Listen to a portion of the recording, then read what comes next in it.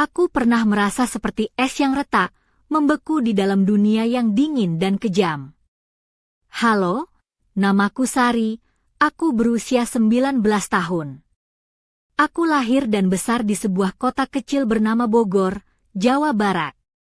Sejak kecil, aku punya satu mimpi besar, menjadi atlet sepatu roda artistik terbaik di Indonesia. Es dan arena latihan adalah tempat aku menemukan kebebasan dan semangat hidup. Tapi, hidup punya cara sendiri untuk menguji mimpi dan pengorbananku. Keluargaku sederhana, ibuku bernama Ratna, seorang wanita yang mudah terperangkap dalam gelas minuman keras. Ayahku, Pak Hadi, adalah pria pekerja keras yang berusaha mempertahankan usaha kecil kami, sebuah toko peralatan olahraga di pusat kota. Namun, hutang mulai menumpuk dan beban hidup semakin berat. Aku tahu, mimpi itu harus kupertahankan, tapi kenyataan berkata lain. Suatu hari, semuanya berubah. Ibuku, dalam keputusasaan dan di bawah pengaruh minuman, membuat keputusan yang menghancurkan hidupku. Dia menukar aku dengan setumpuk hutang dan sebotol arak demi melunasi sebagian utang rumah kami. Dalam waktu kurang dari seminggu, aku sudah duduk di sebuah pesawat menuju sebuah kota asing yang asing bagiku, Jakarta, tidak untuk pulang, tapi untuk bertemu dengan seorang pria yang jauh lebih tua dariku, yang bahkan lebih tua daripada ayahku sendiri. Aku tahu, cerita ini terdengar seperti kisah dalam drama televisi, tapi inilah kenyataannya. Aku, gadis kecil dari Bogor, dilamar dalam sebuah perjanjian yang dingin dan tak berperasaan. Seorang pengusaha kaya raya bernama Pak Abdullah, yang usianya sudah 75 tahun, menuntut aku menjadi istrinya. Bukan karena cinta, tapi karena sebuah perjanjian bisnis yang membuat keluargaku terjepit. Aku duduk sendiri di pesawat itu, menatap langit yang tak berujung di bawah sayap. Jantungku berdetak kencang, bukan karena takut terbang, tapi karena aku tahu, hidupku yang dulu akan segera berubah. Aku tidak tahu apa yang menantiku di depan sana, tapi satu hal yang pasti, ini bukan pilihan aku. Malam itu, aku hanya bisa termenung. Bayangan es di arena latihan, suara gemerisik sepatu roda di lantai, dan tepukan meriah penonton tiba-tiba berubah menjadi bisikan dingin pengkhianatan. Aku merasa seperti sebuah benda yang bisa dipindah tangankan, bukan manusia dengan mimpi dan harapan. Pada saat itulah aku berbisik dalam hati, aku bukan barang. Mengapa orang yang seharusnya mencintaiku malah menjualku? Aku tahu, ini baru permulaan dari perjalanan yang akan menguji seluruh kekuatanku, bukan hanya sebagai atlet, tapi sebagai seorang perempuan yang berjuang untuk hidup dan kebebasannya. Hari itu di Bogor terasa lebih dingin dari biasanya. Udara pagi yang biasanya segar berubah menjadi berat dan menusuk kulit, seolah ikut merasakan beban yang aku pikul. Aku duduk di ruang ganti arena sepatu roda, melepaskan sepatu roda yang selama ini menjadi bagian dari hidupku. Tubuhku lelah, tapi lebih dari itu, hatiku terasa remuk. Aku masih mengenakan jaket training yang biasa kupakai saat latihan. Jaket biru tua dengan garis putih yang mulai kusam, seperti hidupku yang perlahan memudar. Rambut hitamku yang biasanya kusanggul rapi kini kusut dan berantakan. Aku mencoba menata ulang, tapi rasanya tak ada gunanya. Di depan cermin yang retak itu, aku melihat bayangan seorang gadis yang tak lagi percaya pada dunia. Di ruang ganti itu, ada ibu dan ayahku. Biasanya ibu akan tersenyum bangga meski aku gagal dalam lomba, tapi kali ini wajahnya pucat dan matanya merah, tertutup oleh awan kesedihan dan penyesalan. Ayah berdiri di sebelahnya, tubuhnya tegap tapi matanya kosong, seolah menerima vonis yang tak bisa ia ubah. Ibu, ada apa sebenarnya? Tanyaku pelan, mencoba menyembunyikan suara gemetar. Ibu menunduk, menahan tangis yang tak tertahankan. Kita punya masalah besar, Sari. Usaha kita bangkrut. Hutang menumpuk, dan rumah kita bisa disita. Aku menelan ludah. Kata-kata itu seperti es yang menghantam dada. Semua kerja keras kami selama ini akan hilang begitu saja? Aku masih remaja, tapi aku sudah harus menghadapi kenyataan pahit ini. Ayah menghela napas panjang. Kami sudah cari jalan keluar, Nak.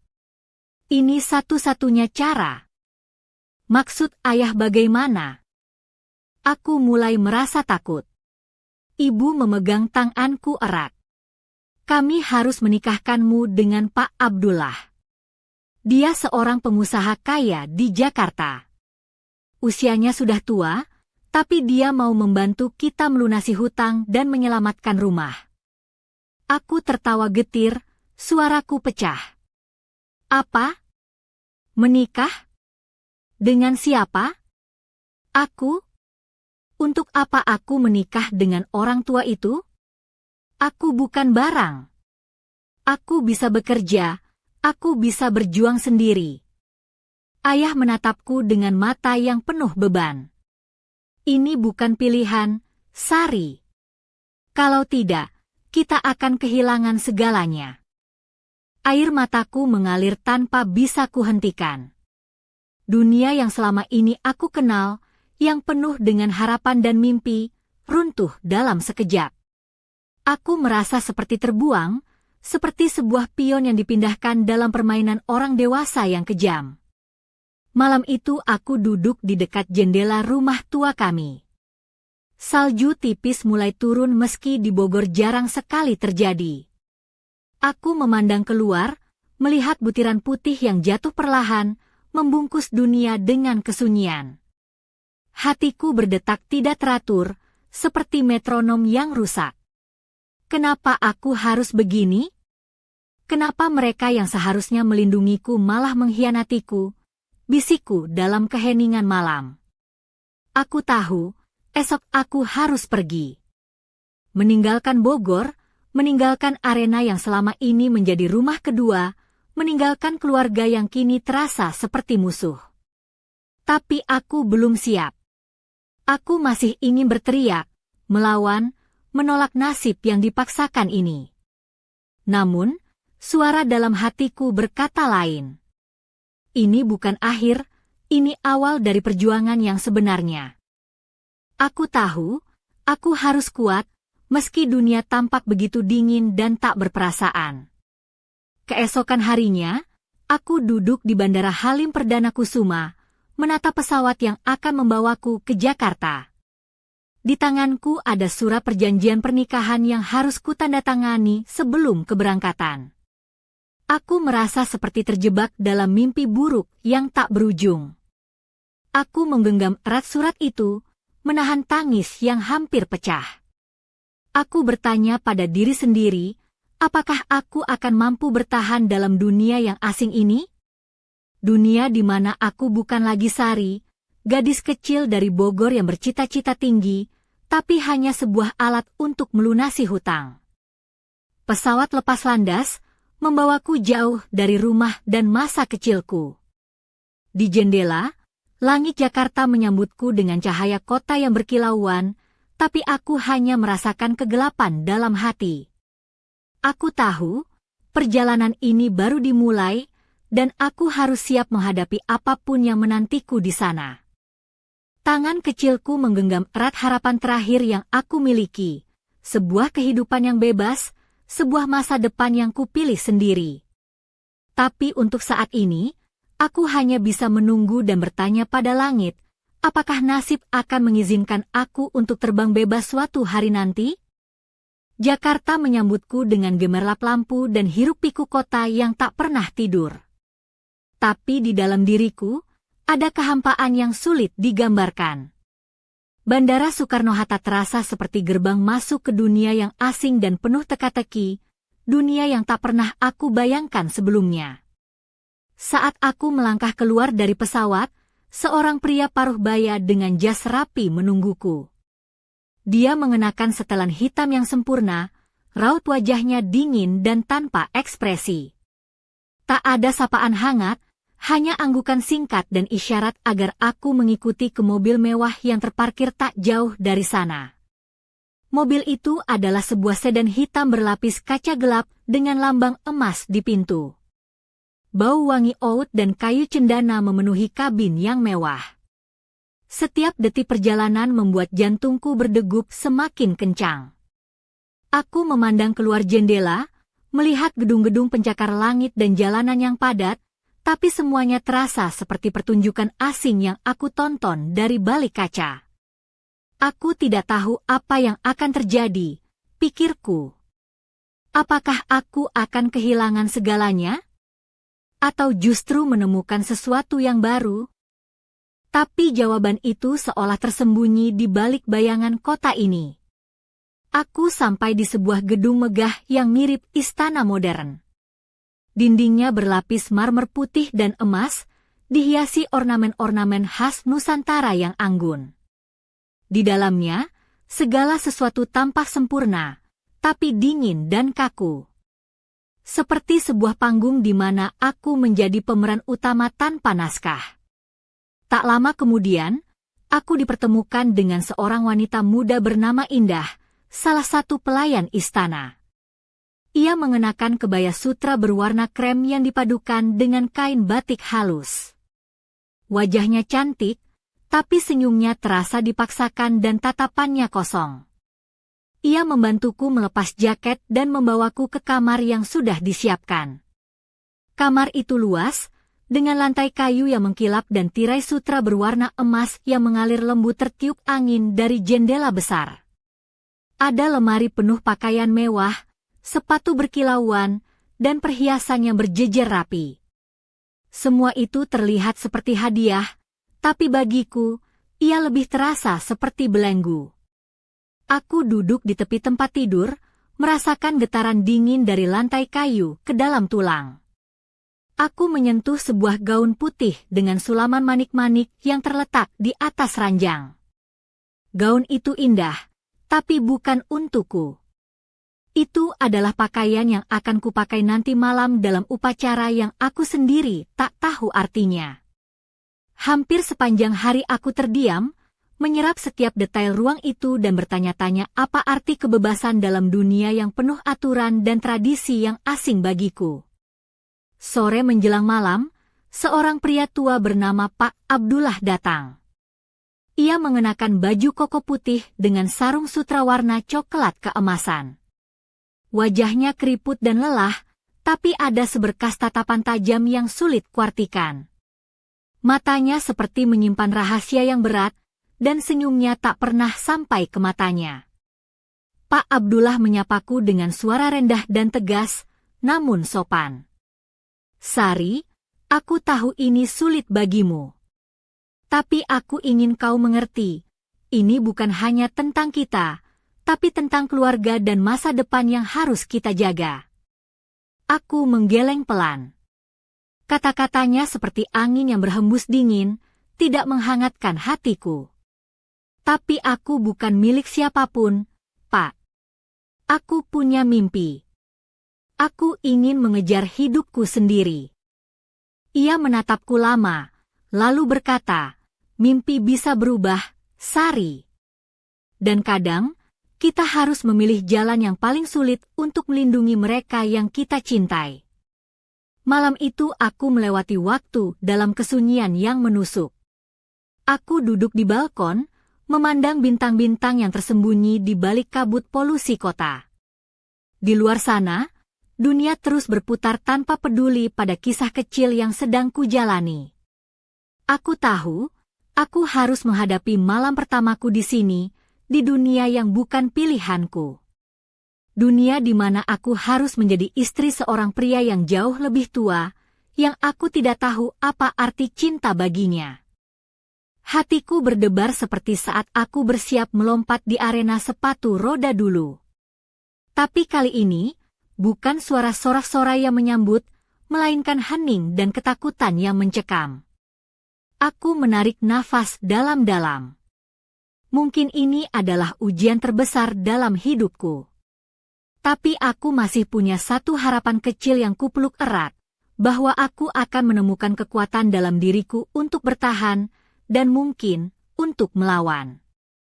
Malam ini, saat aku bersiap melangkah ke sebuah takdir yang penuh misteri dan bahaya, aku bertanya-tanya, apakah aku benar-benar siap untuk menghadapi apa yang menantiku?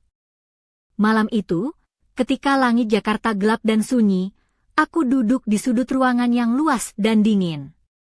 Gaun putih yang indah dan berat terhampar di kursi dekat tempat tidur. Aku menatapnya tanpa berani menyentuhnya. Rasanya seperti sebuah jebakan berkilau yang menanti untuk menenggelamkanku. Rambutku yang biasanya kusisir rapi kini tergerai bebas, jatuh lembut di bahu. Kulitku yang lembut terasa kaku karena ketegangan yang membekap. Sepatu hak tinggi berwarna emas yang disediakan untukku menunggu di dekat pintu, tapi aku tidak tahu apakah aku harus memakainya atau melarikan diri. Aku mencoba mengingat saat-saat bahagia di arena sepatu roda di Bogor. Suara derap roda di atas lantai, sorak-sorai penonton, dan musik yang mengalun memenuhi ruangan. Dulu, saat aku melompat dan berputar di udara, aku merasa bebas dan kuat. Tapi sekarang, aku merasa seperti boneka kaca yang rapuh, siap pecah kapan saja. Tiba-tiba, pintu terbuka perlahan. Seorang pria masuk dengan langkah tenang dan pasti. Dia mengenakan jas hitam yang rapi, wajahnya keriput dan serius. Matanya tajam, memancarkan aura kekuasaan dan kewibawaan. Aku tahu dia adalah Pak Abdullah. Dia berhenti di depan pintu, menatapku lama. Suaranya rendah dan tegas saat berkata, "Sari, malam ini adalah awal dari kehidupan baru kita. Aku ingin kau tahu, aku tidak bermaksud menyakitimu." Aku menggigit bibir bawah, berusaha menahan air mata. Tapi aku tidak ingin ini, Pak. Aku tidak siap. Dia melangkah mendekat, dan meski ada jarak yang memisahkan kami, aku bisa merasakan kehadirannya yang kuat. Kadang hidup memaksa kita melakukan hal-hal yang sulit. Tapi aku berjanji, aku akan berusaha membuatmu merasa dihargai. Aku menunduk, merasakan beban berat di dada. Kata-katanya terdengar kosong dan jauh dari kenyataan yang kurasakan. Aku masih gadis 19 tahun yang penuh mimpi, bukan milik siapapun. Pak Abdullah duduk di kursi dekat tempat tidur, menatapku dengan penuh perhatian. Aku tahu kau takut dan marah. Tapi kau harus mengerti, ini bukan hanya tentang kita. Ini tentang keluarga kita, tentang masa depan yang lebih baik. Aku menarik napas panjang, mencoba menenangkan diri. Masa depan yang kau bicarakan bukan masa depanku, Pak. Dia mengangguk pelan. Aku mengerti itu. Namun, aku berharap kau bisa menemukan kebahagiaan, meski dengan cara yang berbeda. Malam itu terasa begitu panjang. Aku duduk di sana, berhadapan dengan kenyataan yang sulit diterima. Aku tahu, aku harus melewati malam pertamaku di sini, di dunia yang asing dan penuh tekanan. Ketika Pak Abdullah akhirnya pergi, aku duduk sendiri, menatap cermin besar di seberang ruangan. Aku melihat bayangan seorang gadis muda yang takut dan kesepian, namun ada sesuatu yang bersinar samar di matanya, tekad dan keberanian yang belum padam. Aku mengingat kembali setiap lompatan di arena sepatu roda, setiap jatuh dan bangkit yang pernah kulalui. Aku tahu, hidup mungkin telah mengubah medan perjuanganku, tapi aku tidak akan menyerah begitu saja. Aku berdiri perlahan, meraih gaun putih itu dan menyentuhnya dengan lembut. Ini bukan aku, bisikku. Aku lebih dari ini. Dengan napas yang mulai stabil, aku membulatkan tekad. Malam ini adalah awal dari sebuah pertarungan baru. Pertarungan untuk kebebasanku, untuk mimpiku, untuk hidup yang pantas aku jalani. Aku tahu, perjalanan ini akan penuh dengan rintangan dan luka. Tapi aku siap menghadapi semuanya, karena aku adalah Sari, gadis dari Bogor yang tidak akan pernah menyerah pada nasib. Dan kini, aku harus melangkah ke panggung baru ini, meski dengan hati yang bergetar dan jiwa yang penuh luka, karena ini adalah hidupku yang harus kupertahankan. Pagi di istana megah itu datang tanpa suara.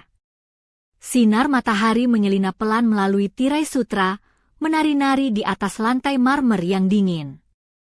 Aku terbangun dengan perasaan yang campur aduk, antara takut, bingung, dan sedikit harapan yang berani muncul di relung hati. Setelah beberapa saat berdiam diri, aku berdiri dan menuju ke kamar mandi. Air dingin menyentuh wajahku, membasuh sisa-sisa mimpi buruk yang membayangi malam tadi. Aku menatap diriku sendiri di cermin. Wajahku masih tetap sama, tapi mataku yang gelap dan penuh luka kini terselimuti tekad baru. Saat aku keluar dari kamar mandi, langkahku terhenti oleh suara lembut dari luar pintu. Indah, pelayan muda yang menjadi satu-satunya wajah yang tidak asing bagiku di tempat ini, berdiri dengan tangan terlipat rapi. Ia mengenakan kebaya batik berwarna lembut, rambutnya disanggul rapi, namun matanya menyimpan kesedihan yang tersembunyi. Sari, Pak Abdullah menunggu di ruang tamu. Ia ingin berbicara denganmu sebelum acara hari ini, katanya dengan suara pelan, hampir seperti berbisik. Aku mengangguk tanpa kata, berusaha mengumpulkan keberanian. Aku tahu, hari ini adalah hari di mana hidupku akan berubah lebih dalam lagi, bukan hanya tentang pernikahan, tapi tentang peran yang harus aku mainkan dalam dunia yang asing ini. Di ruang tamu, Pak Abdullah sudah menunggu. Ia duduk dengan tenang di sofa besar, mengenakan batik lengan panjang yang khas, wajahnya tampak serius tapi tidak dingin seperti malam sebelumnya. "Selamat pagi, Sari," sapanya dengan nada ramah, mencoba mencairkan suasana. Aku mengangguk, duduk di kursi di depannya. "Selamat pagi, Pak." Ia menarik napas panjang dan mulai berbicara. "Aku tahu ini bukan situasi yang kau inginkan. Tapi aku ingin kau tahu, aku menghargai keberanianmu datang ke sini. Aku tidak ingin kau merasa terpaksa atau kehilangan dirimu sendiri." Aku menatapnya, mencoba mencari kejujuran dalam kata-katanya. Tapi bagaimana aku bisa merasa dihargai saat aku hanya dijadikan alat untuk melunasi hutang keluarga? Aku bukan boneka, Pak. Pak Abdullah mengangguk pelan, seolah memahami luka yang aku rasakan. "Aku mengerti rasa sakitmu. Aku juga pernah merasa terperangkap oleh takdir dan keputusan orang lain. Tapi aku yakin, kita bisa menemukan jalan bersama." Aku menghela napas, merasa ada sedikit ruang untuk harapan. "Aku ingin bertahan, Pak. Tapi aku juga ingin kau tahu, aku tidak akan menyerah pada dunia yang memaksaku." Ia tersenyum tipis, "Itulah yang aku harapkan darimu, Sari. Aku tahu kau kuat. Dan aku akan berusaha menjadi seseorang yang pantas kau percaya." Percakapan itu membuka sesuatu di dalam diriku. Bahwa di balik kekuasaan dan kekayaan, ada manusia yang juga punya ketakutan dan harapan. Mungkin, aku tidak sepenuhnya sendirian di dunia baru ini. Hari itu berlalu dengan berbagai persiapan dan pertemuan formal. Aku mengenakan kebaya sutra berwarna merah marun yang dipadukan dengan kain songket emas, rambutku disanggul rapi dengan hiasan bunga melati yang harum. Sepatu hak tinggi berwarna emas menghiasi kakiku, membuat setiap langkahku terasa berat dan asing. Di tengah keramaian tamu dan pejabat yang hadir, aku berdiri di samping Pak Abdullah, merasakan tatapan tajam dan bisik-bisik yang tak terlihat.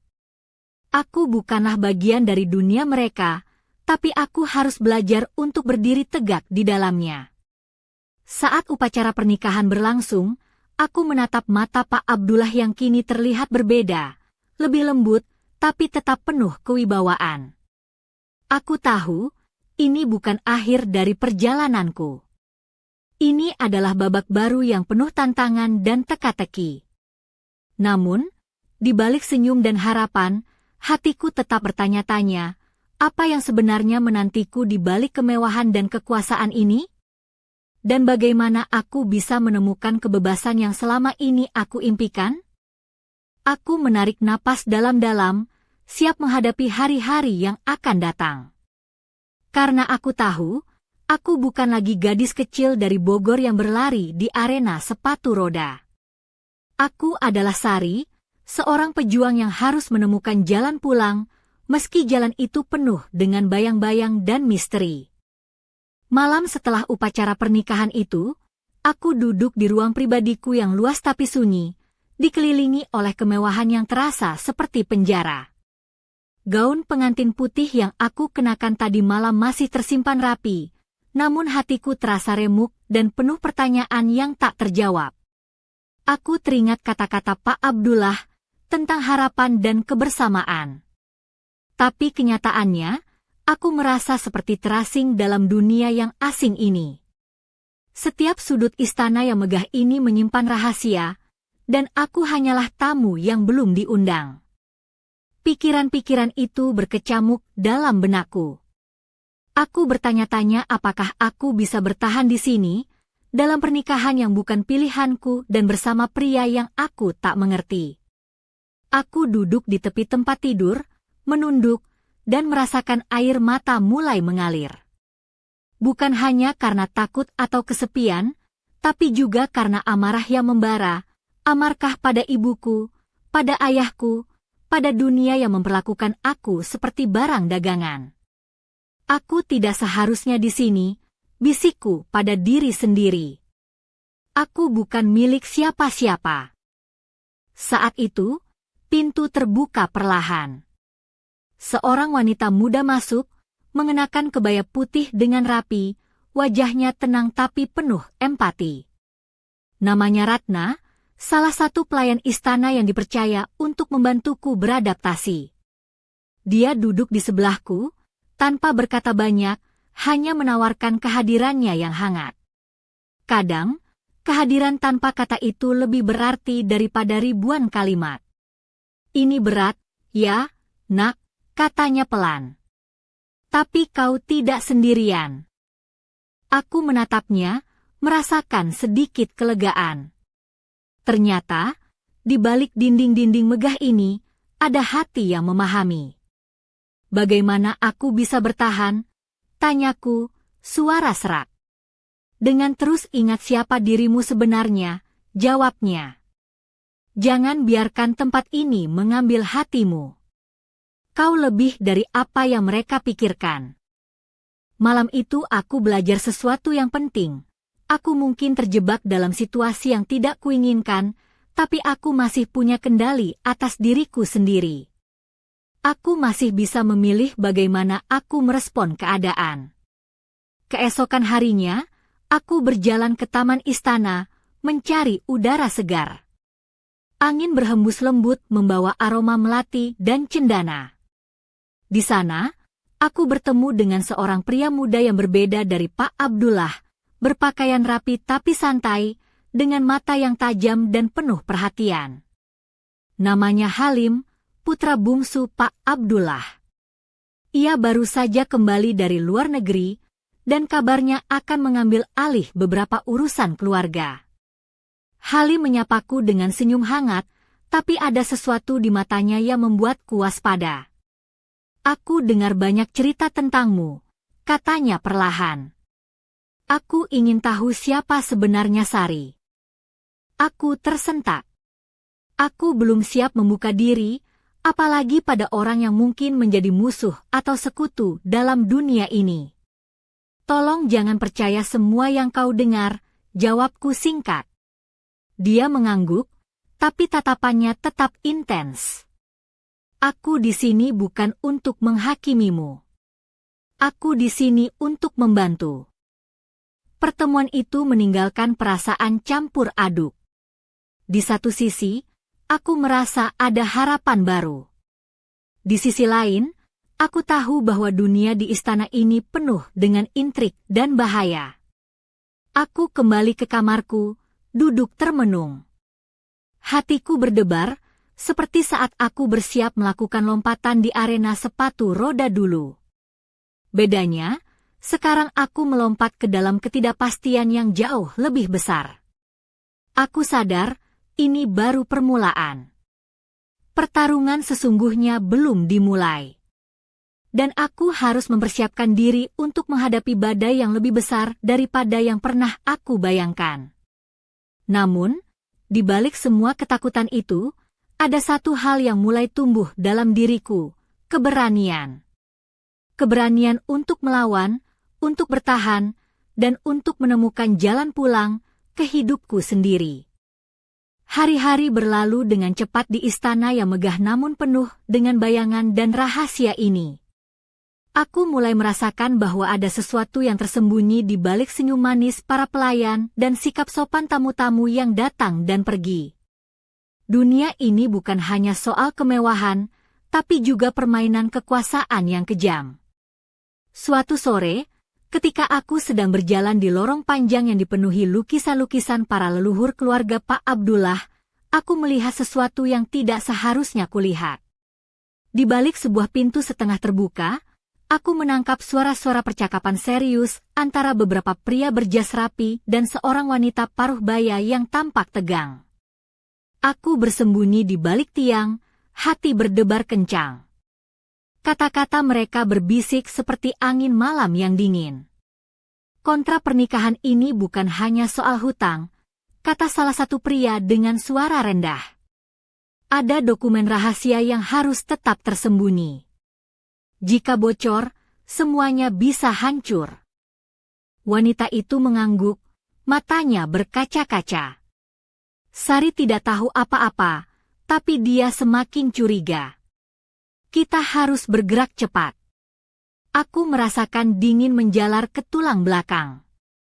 Apa yang selama ini kujalani ternyata lebih dari sekadar pernikahan paksa. Ada rahasia besar yang disembunyikan dariku, rahasia yang bisa mengguncang fondasi keluarga ini. Ketika aku melangkah mundur pelan-pelan, sebuah suara keras terdengar dari ujung lorong. Aku tersentak dan berlari secepat mungkin, jantung berdegup seperti ingin meledak. Aku tahu, aku harus waspada. Dunia ini bukan tempat untuk orang lemah, dan aku harus menemukan kebenaran sebelum semuanya terlambat. Beberapa hari kemudian, aku dipanggil ke ruang kerja Pak Abdullah. Di sana, aku bertemu dengan seorang pria muda yang belum pernah kulihat sebelumnya. Ia mengenakan jas hitam dengan dasi yang rapi, wajahnya tampan tapi penuh kewaspadaan. Namanya Dimas, pengacara keluarga. Dengan suara dingin dan serius, ia menyerahkan sebuah map tebal berisi dokumen kontrak pernikahan dan berbagai kesepakatan rahasia. Sari, kau harus mengerti bahwa pernikahan ini lebih dari sekadar urusan keluarga. Ada investasi besar yang terkait, dan kau kini bagian dari perjanjian ini. Aku membaca dokumen itu dengan tangan gemetar. Ada klausul yang menyebutkan hak dan kewajiban yang mengikatku, termasuk larangan untuk keluar dari pernikahan tanpa persetujuan mereka. Aku merasa seperti terjebak dalam labirin yang tak berujung. Namun, yang paling mengejutkan adalah sebuah pasal yang menyatakan bahwa jika aku melanggar kontrak, aku harus membayar denda yang sangat besar, jumlah yang setara dengan miliaran rupiah. Aku merasa seperti dijual bukan hanya oleh keluargaku, tapi juga oleh hukum yang didesain untuk mengurungku. Dimas memandangku dengan dingin. Ini bukan ancaman, tapi fakta. Kau harus mematuhi kontrak ini jika ingin keluargamu tetap selamat. Aku menelan air liur, merasa dunia runtuh di sekelilingku. Semua rencana dan mimpi yang kupunya kini terjerat dalam jaring yang semakin erat. Ketika aku keluar dari ruangan itu, kepala penuh dengan pikiran kelam, aku tahu bahwa aku tidak bisa menyerah begitu saja. Ada sesuatu yang harus kulakukan, sesuatu yang akan mengubah segalanya. Namun, aku juga sadar, langkahku selanjutnya penuh risiko. Jika aku ketahuan mencoba melawan, aku bisa kehilangan segalanya, kebebasan, keluarga, bahkan nyawaku. Dalam hatiku, aku berjanji, aku akan mencari kebenaran, mengungkap rahasia yang tersembunyi, dan membebaskan diriku dari belenggu ini. Tapi aku harus berhati-hati. Karena di dunia ini, tidak semua yang terlihat adalah nyata, dan tidak semua teman adalah sekutu. Malam itu, aku duduk di balkon, memandang langit Jakarta yang penuh bintang. Angin malam membawa bisikan rahasia dan janji akan perjuangan yang belum usai. Aku menarik nafas dalam, menyiapkan diri untuk melompat ke dalam kegelapan yang penuh misteri.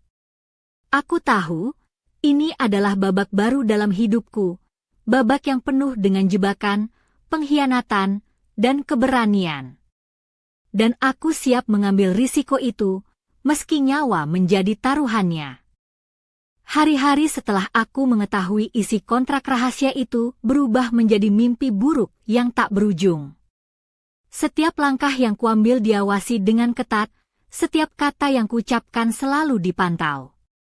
Istana yang awalnya tampak megah dan indah kini berubah menjadi labirin penuh jebakan dan tipu muslihat. Suatu sore, ketika aku sedang duduk di taman istana yang dipenuhi bunga melati dan suara gemericik air mancur, seorang pria dengan pakaian putih tradisional datang menghampiriku. Ia memperkenalkan dirinya sebagai Haris, salah satu penasihat keluarga Pak Abdullah yang baru saja kembali dari luar negeri. Matanya tajam dan penuh misteri, tapi ada sesuatu dalam sikapnya yang membuatku merasa sedikit lega. "Sari," katanya dengan suara rendah, "aku tahu banyak tentang situasimu. Kau bukan hanya pion dalam permainan ini. Ada sesuatu yang lebih besar terjadi di balik layar." Aku terdiam, mencoba mencerna kata-katanya. "Apa maksudmu? Apa yang sebenarnya terjadi?" Haris menarik napas panjang dan menatapku dalam-dalam. Pak Abdullah sedang sakit parah, dan ada banyak pihak yang ingin mengambil alih kekuasaannya. Pernikahanmu adalah bagian dari strategi politik dan bisnis yang rumit. Tapi ada juga yang ingin menjatuhkan keluargamu dan mengambil semua kekayaan yang ada. Hatiku berdebar kencang. Dunia yang selama ini kujalani ternyata jauh lebih rumit daripada yang pernah kubayangkan. Aku bukan hanya berhadapan dengan kontrak pernikahan yang mengikat, tapi juga dengan intrik dan konflik yang bisa menghancurkan segalanya. "Apa yang harus aku lakukan?" tanyaku dengan suara gemetar. Haris tersenyum tipis, "Kau harus berhati-hati dan pintar memilih sekutu. Aku bisa membantumu, tapi kau harus percaya padaku." Kepercayaan adalah hal yang sulit bagiku sekarang. Aku telah dikhianati oleh orang-orang terdekat, dijadikan alat oleh keluargaku sendiri. Tapi dalam hati kecilku, aku tahu aku butuh bantuan. Aku mengangguk pelan. Hari-hari berikutnya, Haris membimbingku memahami seluk-beluk istana dan politik keluarga. Ia mengajarkanku bagaimana membaca situasi, mengenali musuh, dan menggunakan kata-kata sebagai senjata. Aku merasa seperti belajar menari di atas es yang sangat licin, satu salah langkah bisa berarti kehancuran. Namun, di balik semua itu, aku mulai merasakan perubahan dalam diriku. Rasa takut perlahan berubah menjadi keberanian, kebingungan menjadi ketegasan. Aku mulai merancang rencana untuk melawan, untuk merebut kembali hidupku yang telah dicuri. Tapi ketika aku merasa mulai mendapatkan kendali, sebuah kejutan besar datang menghantamku. Suatu malam, saat aku sedang menunggu di ruang tamuku, pintu terbuka dengan tiba-tiba dan masuklah seorang pria muda dengan wajah keras dan mata yang menusuk. Dia adalah Halim, putra bungsu Pak Abdullah yang kukenal sebelumnya. wajahnya penuh kemarahan dan ketegasan. "Sari," katanya dengan suara dingin, "aku tahu semua yang kau lakukan. Kau mencoba mengacaukan keluarga kami. Ini sudah cukup." Aku terkejut dan merasa terpojok. Namun, aku tidak mau menyerah begitu saja. Aku hanya berusaha bertahan dan mencari kebenaran. "Halim, jangan salahkan aku atas keputusan orang tuamu." Dia melangkah mendekat, tatapannya menusuk. "Kau harus memilih, Sari. Atau kau bersama kami, atau kau musuh keluarga." Aku menatapnya dengan tekad. Aku bukan milik siapapun. Aku akan memilih jalanku sendiri. Pertemuan itu menandai awal dari konflik yang lebih dalam dan berbahaya.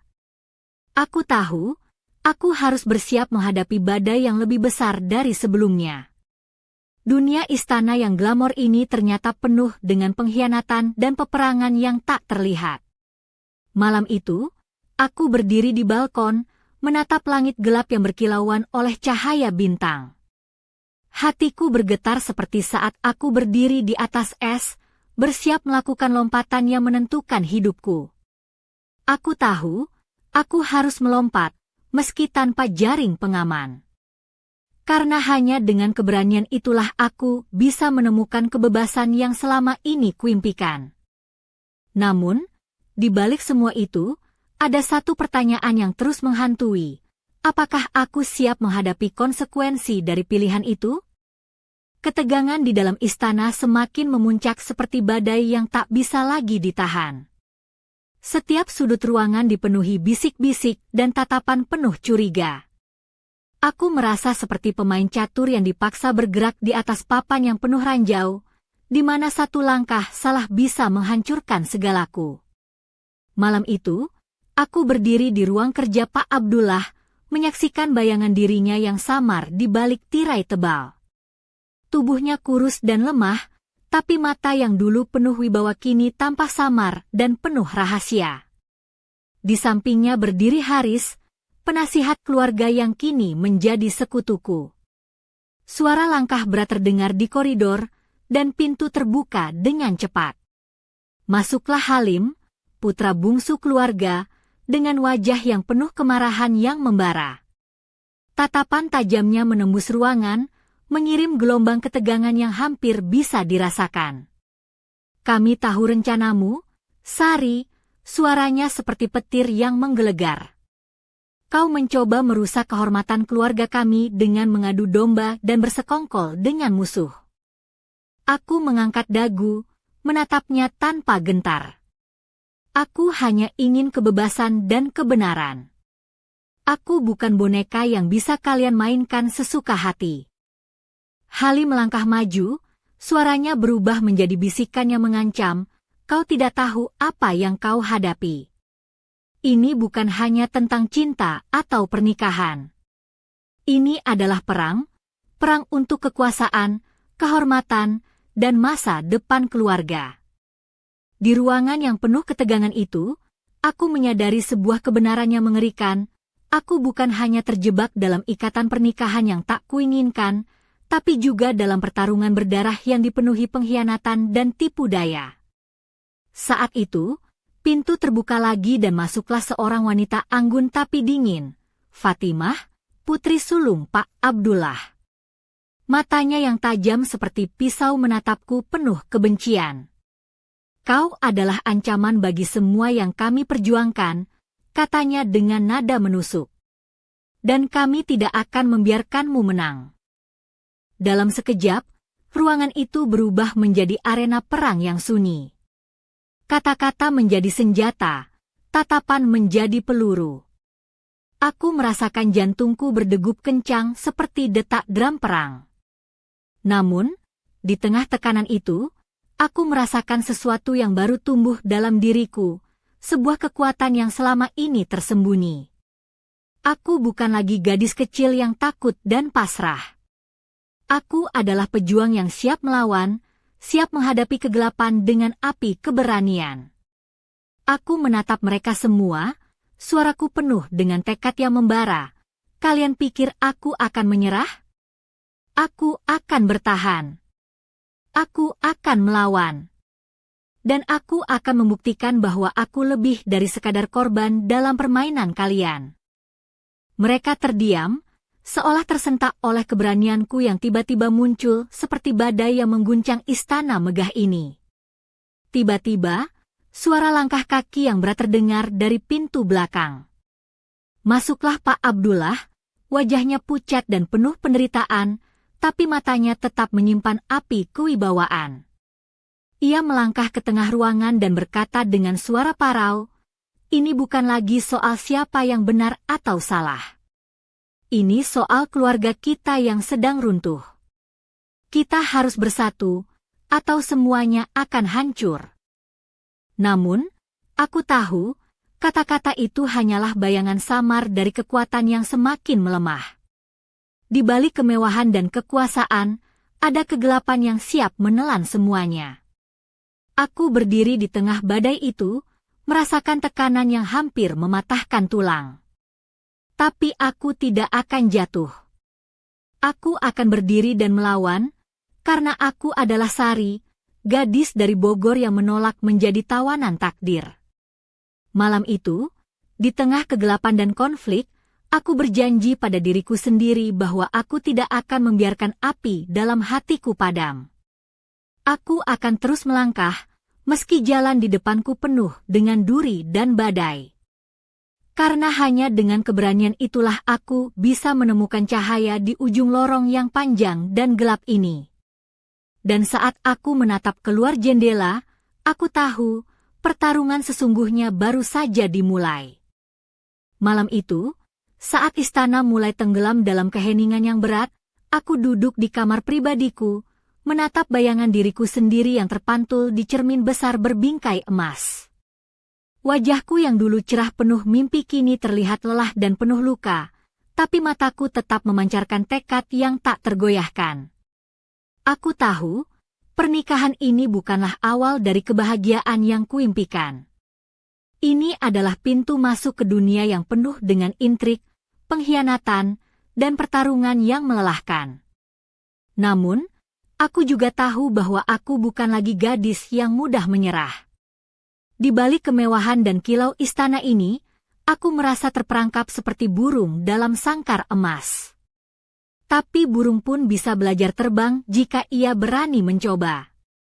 Tiba-tiba, suara ketukan lembut terdengar di pintu. Aku mengangkat kepala dan melihat Haris masuk dengan ekspresi serius tapi penuh perhatian. Ia membawa sebuah amplop coklat yang tampak tua dan usang. "Kami menemukan ini di antara dokumen lama keluarga," katanya sambil menyerahkan amplop itu padaku. "Ini mungkin kunci untuk mengungkap rahasia yang selama ini tersembunyi." Dengan tangan gemetar, aku membuka amplop itu dan mengeluarkan tumpukan surat serta catatan yang ditulis dengan tinta pudar. Saat membaca setiap baris, aku merasakan bagaimana masa lalu yang kelam keluarga Pak Abdullah mulai terungkap. Pengkhianatan, perjanjian gelap, dan rahasia yang bisa mengguncang fondasi kekuasaan mereka. Salah satu surat itu berisi pesan dari seseorang yang merasa bersalah dan ingin mengungkapkan kebenaran sebelum semuanya terlambat. "Jika kau membaca surat ini, berarti aku sudah tidak ada lagi. Tapi aku berharap kau bisa melanjutkan perjuangan untuk keadilan dan kebebasan," tulisnya dengan tinta yang mulai memudar. Hatiku berdebar kencang. Ini adalah peluang yang aku tunggu-tunggu, sebuah jalan keluar dari labirin yang menjeratku. Tapi aku juga tahu, jalan ini penuh bahaya dan pengorbanan. Haris menatapku dengan tatapan tegas. "Ini bukan hanya tentang keluargamu atau Pak Abdullah. Ini tentang kebenaran yang harus diketahui dunia. Tapi kau harus hati-hati, banyak yang tidak ingin rahasia ini terbongkar." Aku mengangguk, merasakan beban dan tanggung jawab yang kini ada di pundakku. Aku bukan lagi gadis kecil yang takut dan bingung. Aku adalah pejuang yang siap melawan badai, yang siap menghadapi kegelapan demi cahaya. Malam itu, aku memutuskan untuk tidak lagi menjadi korban. Aku akan menulis cerita hidupku sendiri, melawan segala rintangan dan kebohongan yang membelenggu. Dan saat aku menatap keluar jendela, melihat langit malam yang penuh bintang, aku tahu satu hal pasti, pertarungan ini belum selesai. Ini baru permulaan dari sebuah kisah yang akan mengubah segalanya, bukan hanya untukku, tapi untuk semua yang terjebak dalam bayang-bayang kekuasaan dan rahasia. Aku menarik napas dalam, membiarkan udara malam mengisi paru-paruku. Dengan hati yang kuat dan jiwa yang penuh harapan, aku siap melangkah ke masa depan yang penuh misteri dan tantangan. Karena aku adalah Sari, gadis dari Bogor yang tidak akan pernah menyerah pada takdir. Dan kisah ini, kisah perjuanganku, baru saja dimulai.